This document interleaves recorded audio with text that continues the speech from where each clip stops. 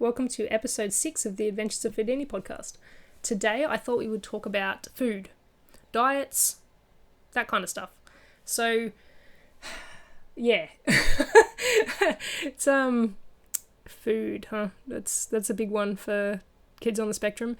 There's generally some restriction involved, and it is commonly kids will go for a particular texture. It's usually crunchy, and yellow and white foods. That is usually how it plays out, but I'm not going to generalize because everybody's different, and everyone was always saying things like, oh, the chicken nugget is like the icon of autism, and my son did not eat chicken nuggets for the first 12 years of his life, so doesn't work for everyone. It's I mean, I had restrictive diet when I was a child, and I still have a restrictive diet as an adult. Not as bad, but I did have a restrictive diet. So it does get better. I will say that straight up. They, in their own time, they will decide when they want to try new foods.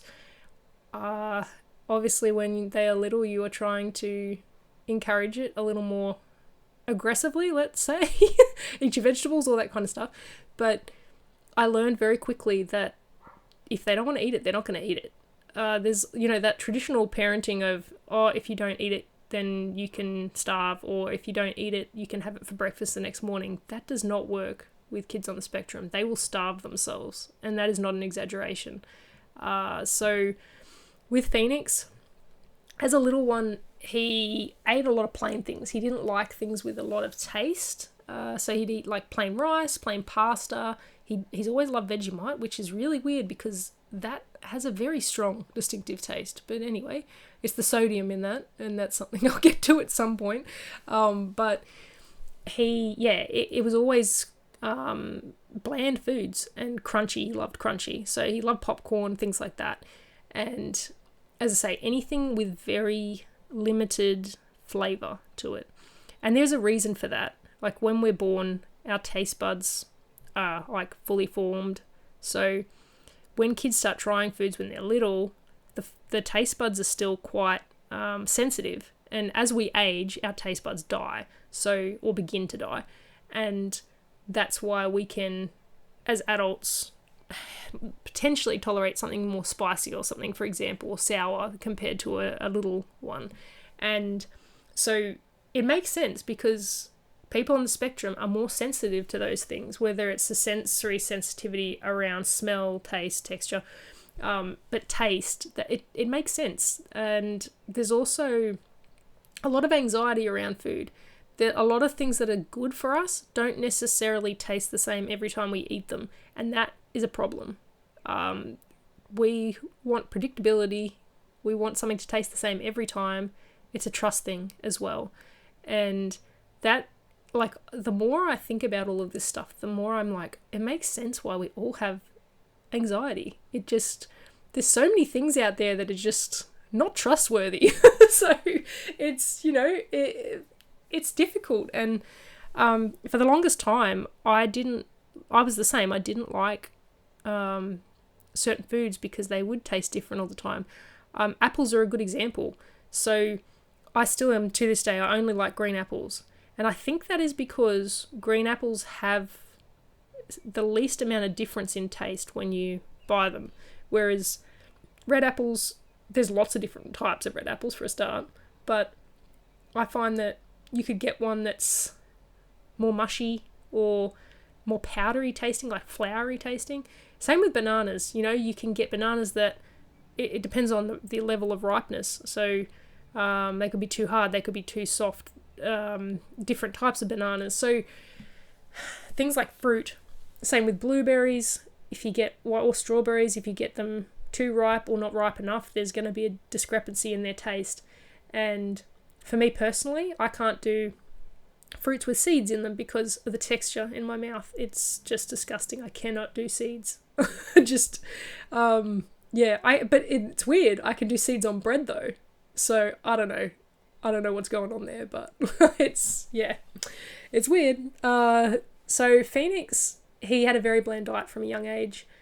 As he got older, he showed a little bit more interest in trying new things, but I found that whenever we tried him on something that could have a taste discrepancy depending on the batch that you got, that was a downfall, because he would then regress in wanting to try new things.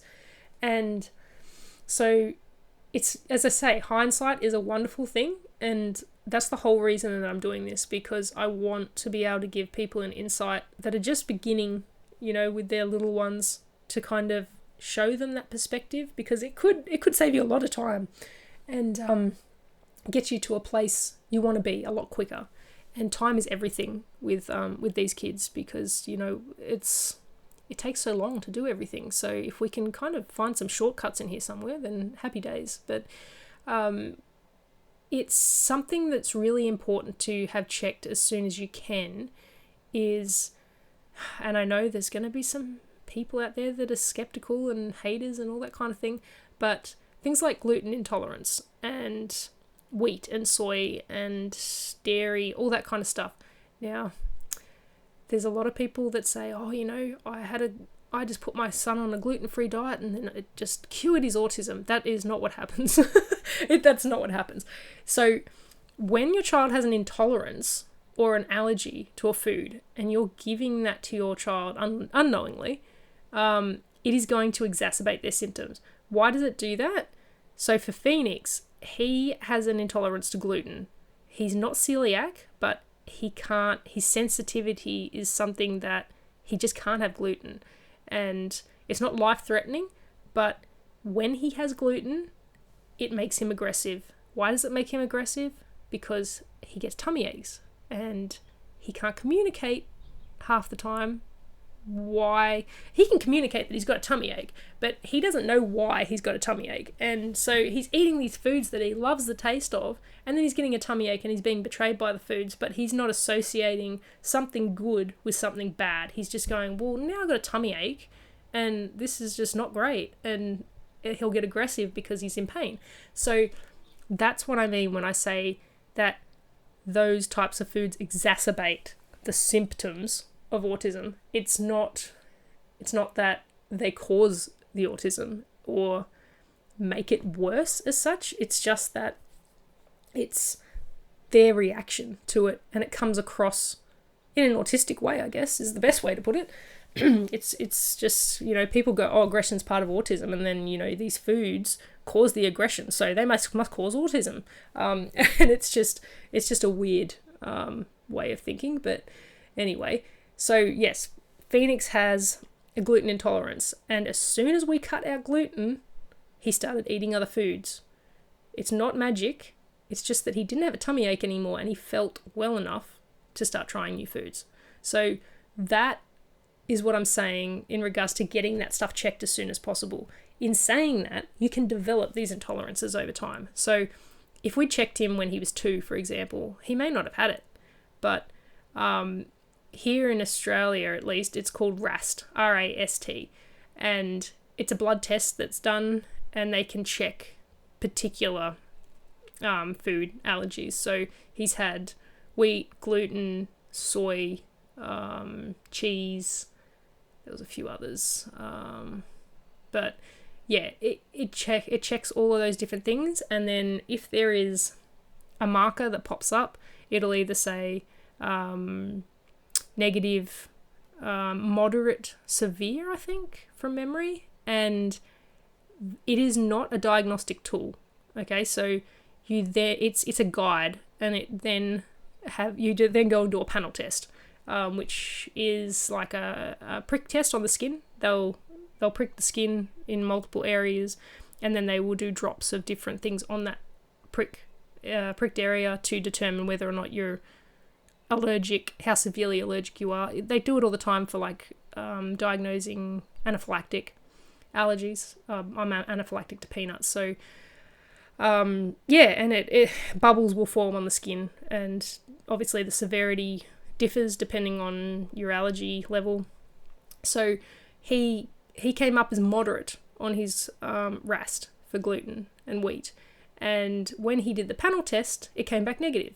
So that is what I mean when I say he has a sensitivity but not an allergy as such, because it's not going to kill him. It's just, it makes him feel unwell, and his body just doesn't tolerate it the way it should, potentially. So that's how we worked that out. So we just went, okay, it says moderate on there, we're just going to cut gluten out because it just sounds like it's an issue.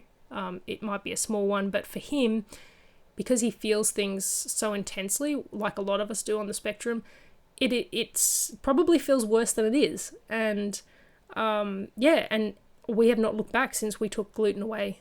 In saying that, if we tried to take gluten away from him as a little one, he probably wouldn't have been able to deal with it because he had such a restrictive diet.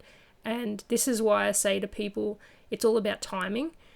Don't feel bad if it's something you can't do straight away, because you need to have your child in a place where it's going to be manageable. Because if they only got 3 foods that they eat as a 2-year-old and 2 of them have gluten in it, well, they're just going to live off one food for God knows how long. Because until, like, there's so many different things and so many different variables going on, your brain is still developing and things.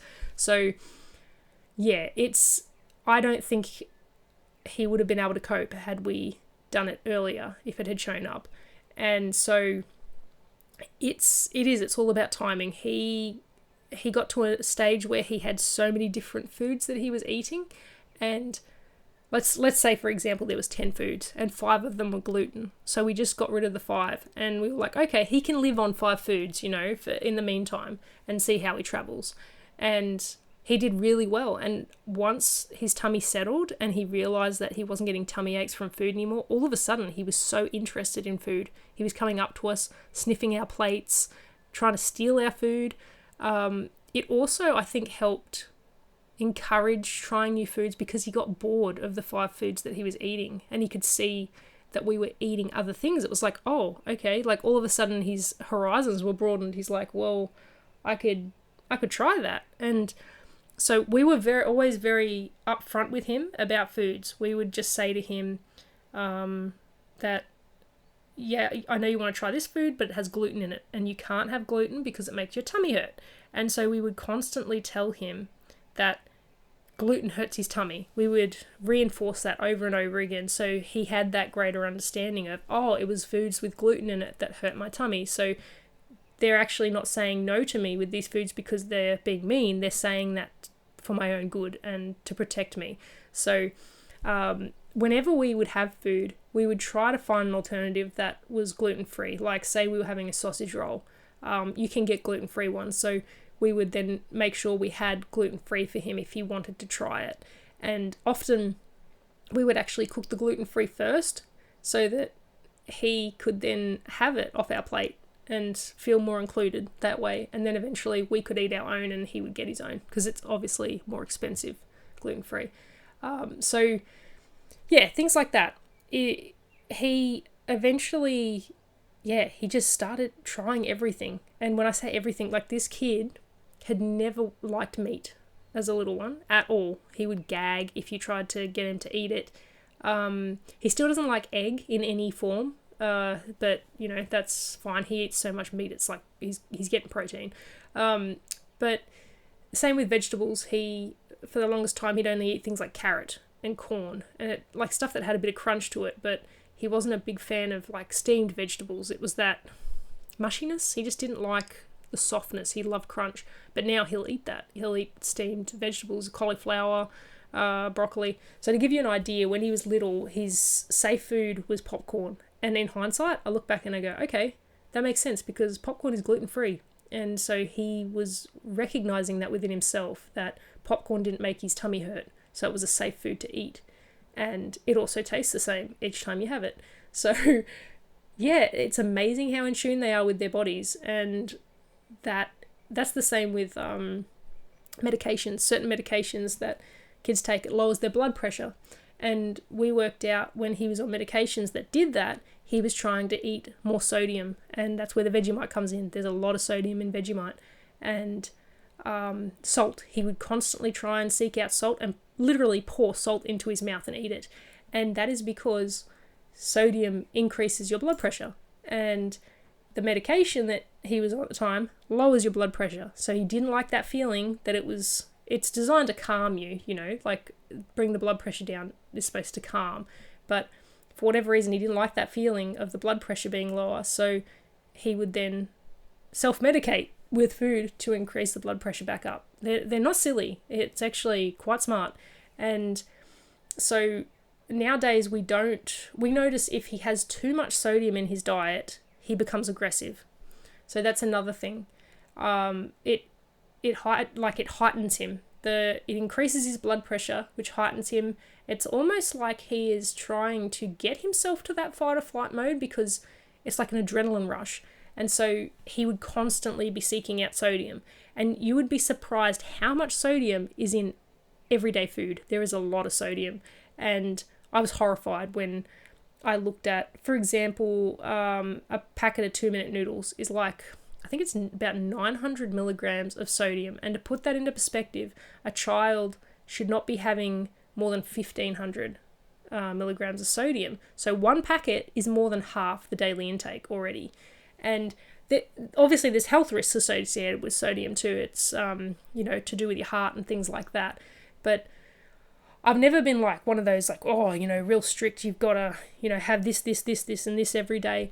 But I have actually found it beneficial for him. And keeping tabs on his sodium intake has been massively helpful and has changed a lot of things and for the better. There's a less aggression, so he's not getting so heightened.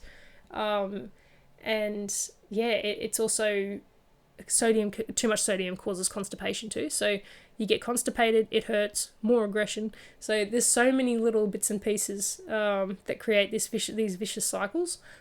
But for Phoenix, gluten and sodium, they are two things that we have had to manage and or take away, and it has been a game changer for him. I'm not saying that gluten-free is going to fix anything or change anything for everyone else, but it is a good thing to look into just to make sure there isn't an intolerance there. As I say, it doesn't cure anything. It's just that if you're eating something that does not agree with you, then it's going to make you, it's going to cause pain, which is going to potentially then cause other issues. So that's what I mean. It's a domino effect. And I don't, it's easy enough to get it checked. So that I would definitely recommend getting things like that checked, intolerances. It's good to have a panel test done anyway, because you just don't know if there's allergies in the family already. It will either confirm that those allergies have been passed on, or it won't. So I know for us on my husband's side, there's a lot of gluten intolerance, lactose intolerance, things like that. So that was kind of what made us go, when we did, because we were like, maybe we should just get that checked just to be on the safe side, because you never know. And he's not lactose intolerant or anything like that. He's okay with dairy, but we have noticed if he has too much dairy, that's not good for him either. So his doctor actually said to us that is not uncommon. A lot of people on the spectrum can't tolerate too much dairy. They can have it, but they shouldn't be eating like a whole tub of ice cream. Or we worked it out with Phoenix, because he would, like, this kid just eats, my God. He would eat an entire pizza, which means he's eating a lot of cheese. Like, there's some places that really pack on the cheese, and we were noticing some behavioural challenges coming out after he was eating stuff like that, which was dairy heavy. So once we cut that back, that went away. So he still has dairy, it's just not as much. He's not having, a kilo of cheese on a pizza. So it's funny, I've noticed too now he tends to levitate more towards the dairy-free options. Like, we've got ice cream, and my husband, he's he's definitely lactose intolerant. He hasn't been tested, but there's no way he's not. So we have dairy-free options, and Phoenix tends to levitate towards the dairy-free, and that's why I say, like, they know their own bodies, and he's been doing that for a long time without us really knowing or realizing it. But yeah, looking back, it's like, yeah, okay, he was doing that from a young age. with the popcorn and things like that. So yeah, food is a big one, and it is a big challenge because a lot of these kids have restrictive diets, and that makes it tricky. So yeah, you'll find like Phoenix loved bread. He doesn't like gluten-free bread so much. Like, he was eating it, but eventually he's just like, I could leave that. So he doesn't really eat bread anymore. But yeah, so the good thing though is that there is a lot of gluten-free options out there, and they've come a long way with taste and things like that. There used to be a time where gluten-free was like taste-free, and that's not the case anymore. We've actually noticed, because we try things that Phoenix is having, just to see what they taste like and the difference in the products. So there's a lot of things that we've tried, and the gluten-free option is actually tastes better. So yeah, it's amazing what they can do with food these days. But yeah, that's my suggestion, is just to have a little look at those things. There's people that talk about metals and things in foods and drinks and things like that. I don't really know much about that stuff, and as I say, I'm not a doctor anyway, but it's, there are things that are just known, like with rice and things like that. Brown rice has certain levels of, I think it's arsenic in it, and too much of that can be an issue for your gut. So just working out like what is the limit, I suppose, the daily limit of those things, because you don't want to cause issues with things like that. It's funny because some things you just think, wow, they must be super safe to eat, and then eventually you start looking into it a bit more and you're like, ooh, no, that we're eating way too much of that. So yeah, putting Phoenix on a gluten-free diet changed things quite dramatically for him. That's not an exaggeration. It's made a big difference to his everyday life, because he was getting tummy aches constantly and we couldn't work out why, and now we know. And he was complaining about tummy aches every day, multiple times a day, and we were just like, is he sick? Is he like, what's going on? We're taking him to the doctor, there's nothing wrong with him. And that was the hardest part. It was like, he's getting headaches and things like that. Why is that happening? And it was just because he was eating foods that didn't agree with him, and since we got rid of them, he's even trying foods that aren't consistently, like, don't taste consistent. Like, he likes blueberries now, and strawberries and raspberries, and he eats, like, he's gone from a kid that ate Vegemite, and I'm like talking Vegemite straight off a spoon, it's disgusting, and popcorn, to now eating like so many different fruits, so many different vegetables, so many different meats. Like, he eats beef, pork, chicken. We haven't actually tried him on fish yet, but I know he likes seafood, like prawns and stuff. And then he's eating, he's always eaten watermelon, broccoli. He eats cauliflower, corn, carrot, potato. It's just amazing. And so many different fruits. But we ended up actually having him get a colonoscopy and endoscopy. That's how desperate we were, because we were like, something is wrong in his gut. And when it came back as there was nothing in there, no polyps, nothing like that, that professional had said that he potentially had some IBS going on as well, which I think is still true, but that is also not uncommon for people on the spectrum. But get that stuff checked out, because I know a lot of people, they throw it out there as like a cure, and that's not what it is. That's definitely not what I'm saying, but you can have issues going on, underlying issues going on there, that can be exacerbating some challenges. And if you figure it out, you're potentially going to be taking away quite a few challenges. And like, let's be honest, we've got enough challenges as it is. So to be able to eradicate some of those, and it's not just that, it's not just for you, it's for the child too, obviously. Like, if they're not feeling their best all the time, like, that's awful. So if you can fix that for them, then fantastic. So get those things checked out if you think that that's an issue, especially if they're very restrictive in their diet. There may be a medical reason for it. they may be feeling safest with a restrictive diet because things are hurting them. So yeah, get those things checked out, and you just never know, but at least you checked. But until next time, be kind to yourself.